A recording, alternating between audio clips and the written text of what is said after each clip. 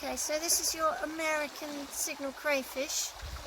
They were introduced in the 1970s in order to promote aquaculture. They were a bit of a fad. They thought that we could make millions of pounds by creating this crayfish industry and that everyone was going to have crayfish for breakfast, lunch and dinner. But unfortunately that didn't happen, so they all ended up escaping from fish farms into rivers. So the way we know it's a signal crayfish is, first of all, we've got these white blobs on the top of the claws. Those are why they're called signal crayfish. Those are what they call the signals. The other thing is they have quite bright orangey red undersides to the claws. If you were comparing them to a native crayfish, white-clawed crayfish, you would see that the underside of the claws is more of an orangey white colour, and also the native crayfish has 3 little barbs along this groove here, whereas on the signal crayfish it's completely smooth, as you can see. This is a female. She has quite a parallel-sided tail, but it's sort of quite scooped because they carry their eggs under there from about November through till March, April, May when they hatch. And I'll show you a male in a minute. 7 tubes, various sizes to fit various sized crayfish. And they can get out? Yeah, they can come and go. But it's sealed at the bottom, so when Tim picks it up, they don't fall out the other end. Ah, okay. And it's got a great big rock on it, because when the river level changes it could get flushed away, so it's tried to keep it in place.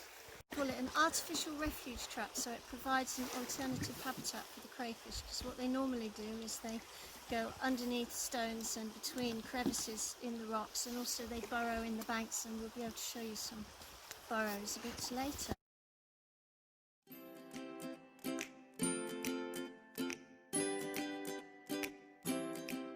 The ENNIS project is our Exmoor's non-native invasive species project. So here today you're seeing one element of that, and that's the crayfish monitoring and control programme.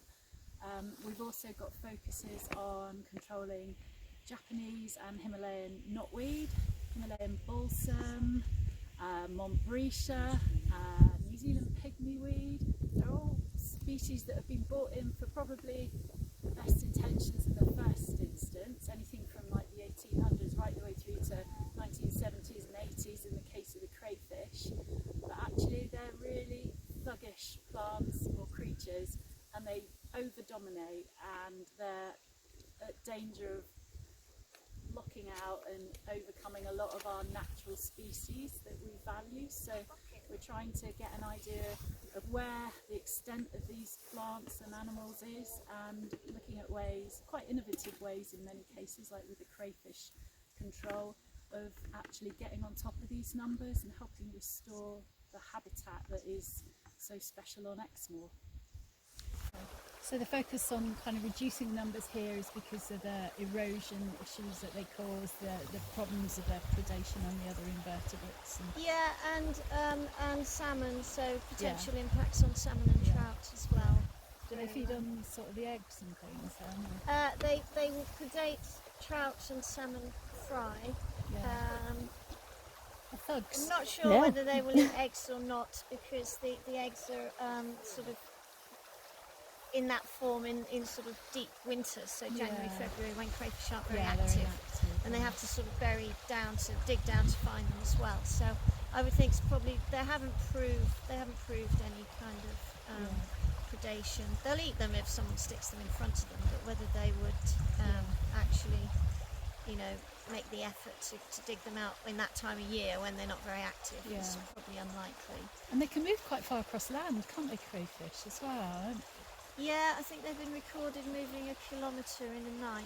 It's astonishing, isn't it? You think they're just going up and down the watercourse, but they can hop into the next one quite easily. If they come across a barrier, like a weir or something like that, then they will get out and climb around it.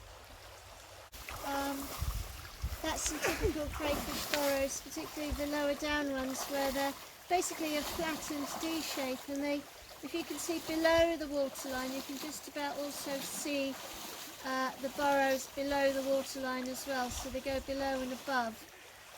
You can also see if you go like 2 or 3 metres down, there's another small area of burrowing there. And you can see that the bank is eroding all the way along. You can also see another invasive plant, Montbretia, which is up on the top left of that larger patch. And what we find is you get the bank collapse, which leaves large areas of bare earth, and Montbretia spreads by corms, which tend to fall into the river and float down. And the bare earth that's created by the burrowing provides a perfect medium for the corms of the Montbretia to actually set root. And we've seen a lot of spread of Montbretia down the river where we've had this bank collapse caused by signal crayfish burrowing. Because they're invasive, they shouldn't be here. They're not nice. It's a bit like the mink that shouldn't be around killing our little creatures. So I kind of felt I had to do something about it. I moved to Exmoor from Oxfordshire 7 years ago now, and wanted to get involved with something conservation-wise in the national park. And I saw this as kind of one of the projects that was going on. I asked if I could come along. It's just lovely to be out there, especially not this bit so much, but further down. It's beautiful. Yeah. You see kingfishers and geckos going on the river, and dragonflies when the sun's out. It's just so beautiful. And then this is kind of side really, being out and about there.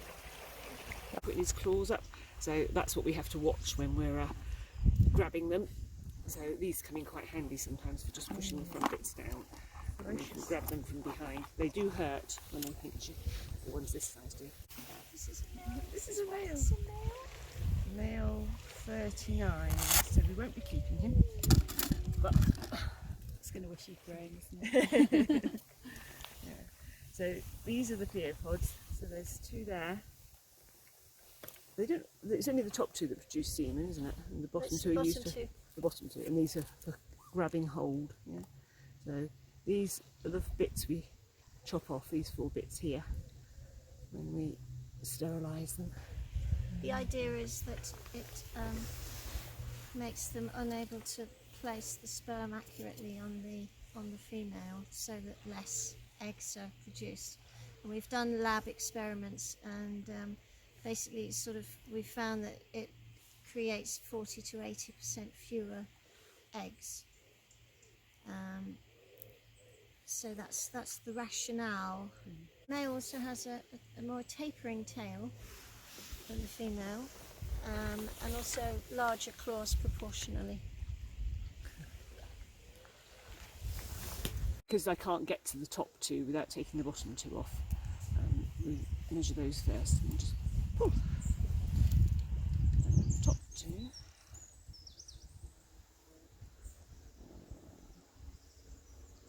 That one's about 12.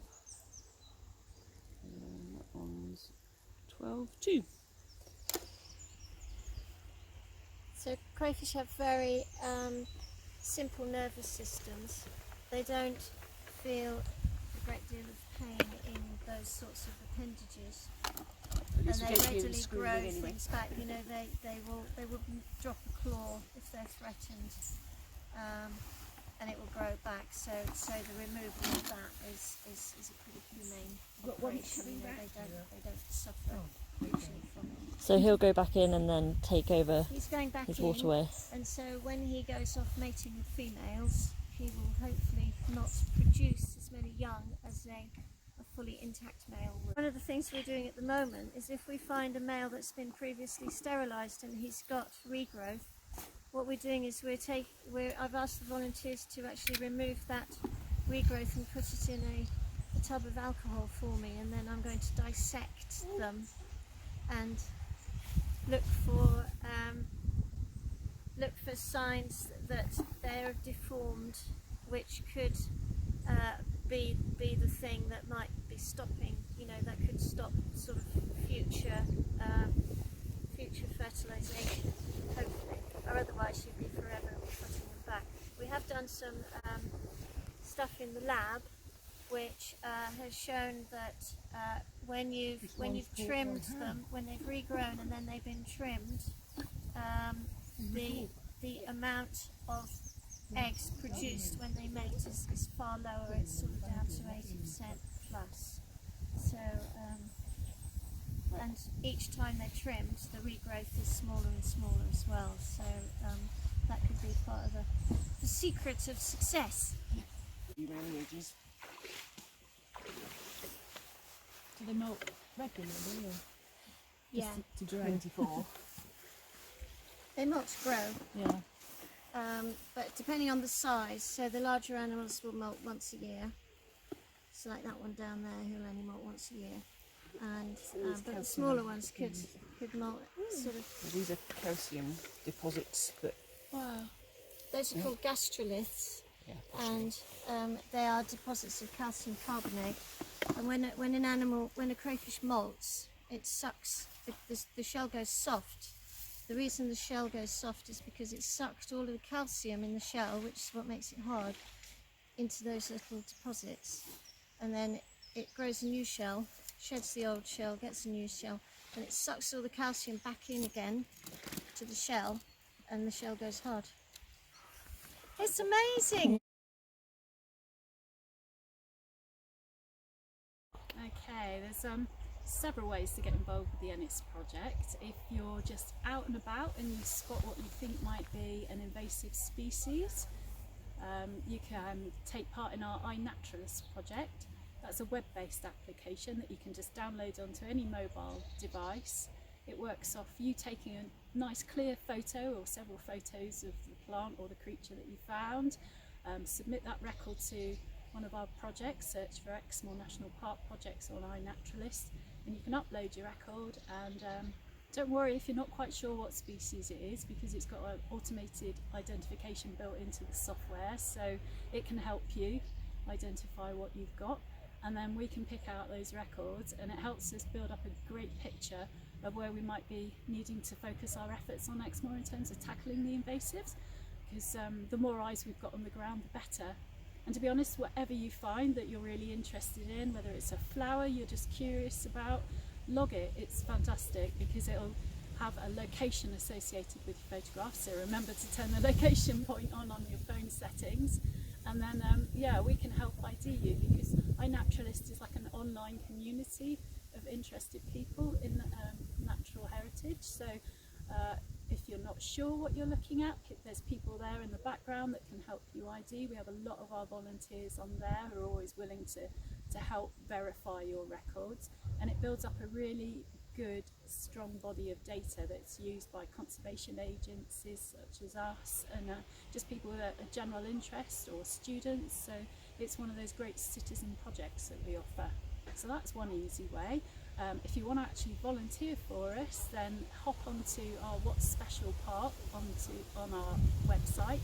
That's the Exmoor National Park website, and look at the Get Involved section, and it will tell you there what the opportunities are. We welcome people helping out with our crayfish surveys, and we can give training for that, or you can become one of our sort of more formal surveyors, and we'll give you a route to walk regularly up and down Exmoor, so we can get you spotting some of our 6 key species, the knotweeds, the Himalayan balsams, and those sorts of things. So yeah, look at What's Special, go down to the ENNIS project, and you can find out how to get involved. Great, and it's also on our Pledge for Nature website as well. So. Absolutely. Great, thank you.